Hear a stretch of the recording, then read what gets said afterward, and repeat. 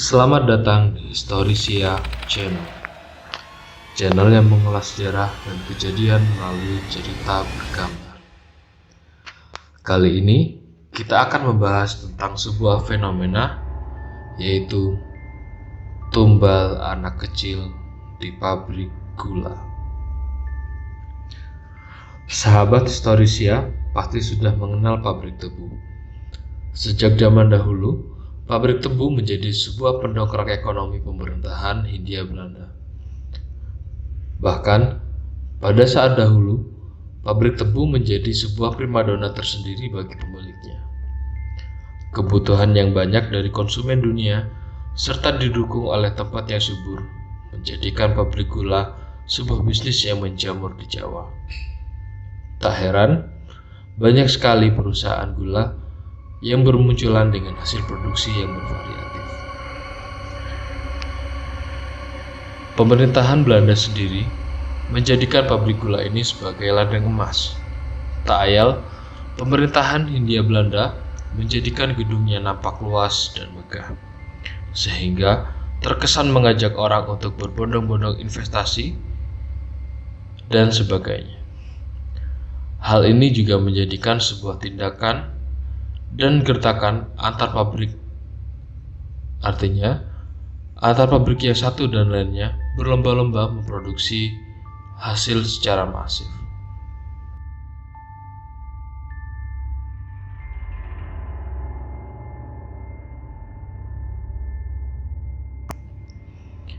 Bangunan megah tersebut menjadi sebuah daya tarik tersendiri bagi kaum pribumi yang ingin mencari sebuah nafkah. Tentu saja, mereka mengandalkan tenaganya untuk bekerja kasar. Mereka bekerja di antara megahnya dan liarnya mesin-mesin. Siang malam pun, sang pribumi ini siap sedia menemani mesin yang gagah tersebut. Namun, alangkah sialnya sang pribumi. Mereka yang bekerja minim pengetahuan dan tak ada pengalaman sekali, menjadikan sebuah tragedi tersendiri. Mereka acap kali menjadi korban kecelakaan kerja. Ada yang tergilas hingga meninggal dalam bekerja. Lain lagi, bagi mereka yang sedang naas, tertabrak tak sengaja oleh mesin berat atau kendaraan lainnya. Hal ini menjadi sebuah kekhawatiran baru. Isu mulai berderap. Setiap perusahaan gula berlomba untuk memberikan sebuah keburukan perusahaan lainnya. Isu tentang gula mereka tercampur darah, dan daging manusia pun mulai terdengar bersahutan. Tentu saja, ini merupakan hal yang tidak mengenakan bagi perusahaan gula. Mereka mulai untuk memutar otak agar meminimalisir kecelakaan dan memaksimalkan produksi. Sebuah opini pun tiba. Sang menir pemilik perusahaan yang mencari solusi mendengarkan kata sang kuncen atau dukun yang menyarankan untuk menumbalkan anak-anak ke dalam mesin giling. Mereka harus dilempar masuk ke dalam mesin giling tebu yang liar itu. Sang menir pun mengikuti saran tersebut. Dalihnya adalah menggunakan fasilitas yang dihadirkan dari pabrik untuk mengobati keluhan serta kesehatan warga sekitar. Jelaga mengeluarkan asap yang mengerikan. Derap asap pabrik tentu saja membuat warga sekitar sering batuk. Hal ini menjadi sangat lumrah di sana. Ditambah perekonomian warga yang buruk di kondisi perang saat dan tidak menentu saat ini. Perlahan, mereka memulai untuk mencari informasi. San Menir dan teman-temannya mencari adakah anak-anak di rumah mereka. Hingga fase yang tercedik adalah mereka mulai mengangkat anak pribumi menjadi anak angkat wong londo yang mereka janjikan akan menjamin pendidikan dan hidupnya. Sebuah trik yang dahsyat untuk orang tua melepaskan anak tercintanya. Siapa pula yang tidak menginginkan hal ini? Hal ini bukan hanya terjadi pada anak pribumi, bahkan dari golongan londo yang dirasa tak mampu pun tak luput dari trik mereka ini. Hari yang dinanti pun tiba. Mereka mengajak calon tumbal tersebut berkeliling hingga nanti mereka berada tepat di atas mesin giling, dan tentu saja mereka akan didorong, terjatuh, tergilas bersama liarnya mesin, dan disusul oleh tumpukan tebu yang akan mereka giling menjadi gula. Tubuh kecil mereka menjadi satu bersama butiran gula. Persis seperti isu yang ditebarkan, tumbal menjadi hal yang lumrah di banyak pabrik gula. Hingga tak jarang mereka juga menggunakan jasa para penculik anak untuk mengikuti dan memenuhi kuota dari tumbal ini. Hal ini tentu dilakukan hanya untuk menghindari kecelakaan kerja dan menghindari kerusakan mesin. Sang kuncen pun menjadi pemberi saran yang ampuh. Tersebar isu bahwa semakin pabrik itu besar, maka pabrik itu pun juga menyimpan rahasia yang sangat besar.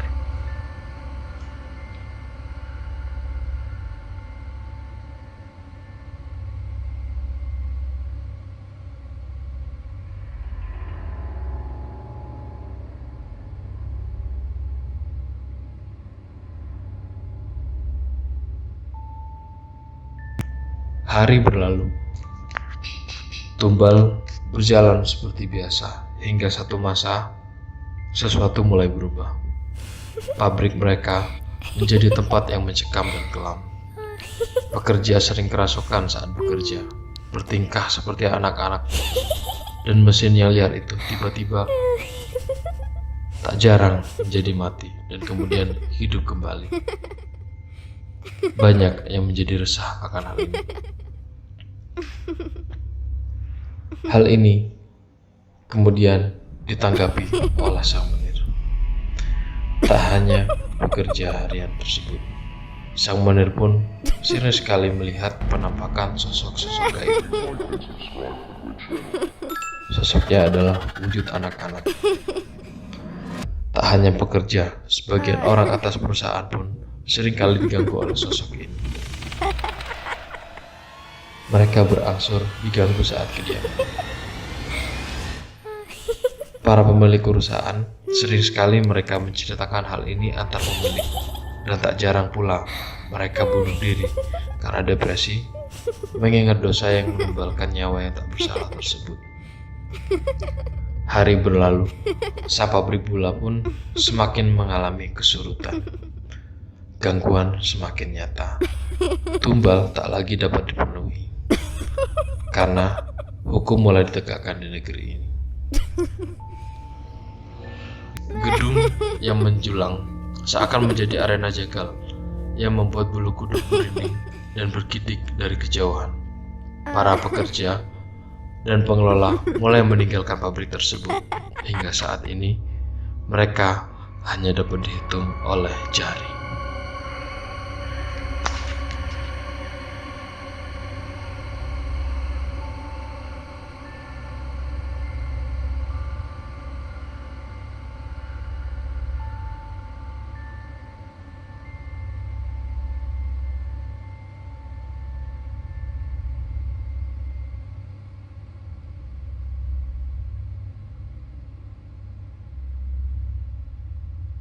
Mereka yang bertahan hingga saat ini melewati zaman yang telah berubah.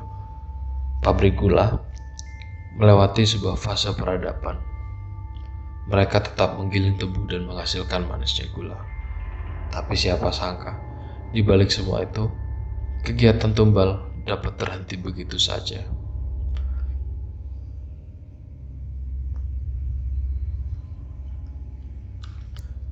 Berbagai media masih mengabarkan tentang penculikan anak oleh oknum-oknum tertentu, disorot oleh masyarakat tentang hilangnya anak-anak ini. Di negeri yang sangat nyata ini, anak-anak hilang tak berbekas.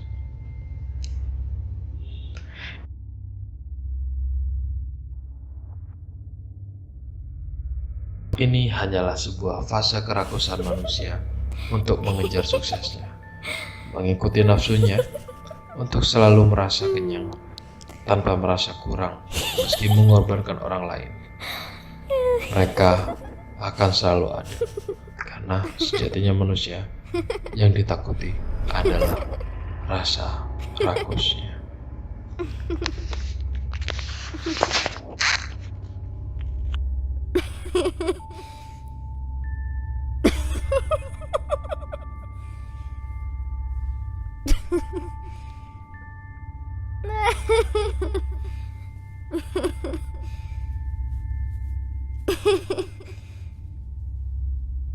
Uh,